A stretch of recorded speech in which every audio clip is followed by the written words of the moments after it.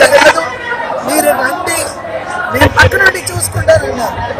ఇప్పుడు ఆవిడ వెళ్ళినా కూడా లేదు, ఆవిడ పేరు లిస్ట్ లో లేదు, నేను పైకి పంపించడానికి వీలు లేదు.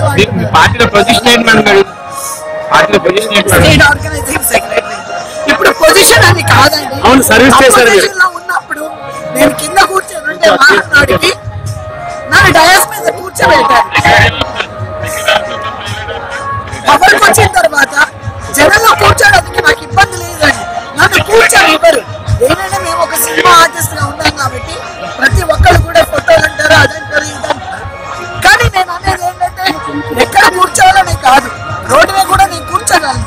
కానీ నేను ఇది పార్టీ నుంచి నాకు అవమానం చేస్తున్నారు.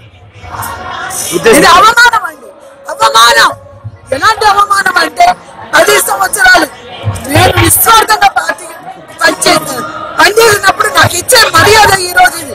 ఆల్రెడీ 2 years బ్యాక్ హైదరాబాద్ లో చేశారు ఇలాగే, అందుకనే నేను తిరుపతికి రాలేదు.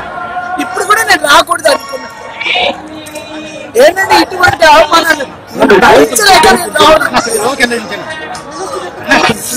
అంతే గారు ఇంటి పేరు మేడం.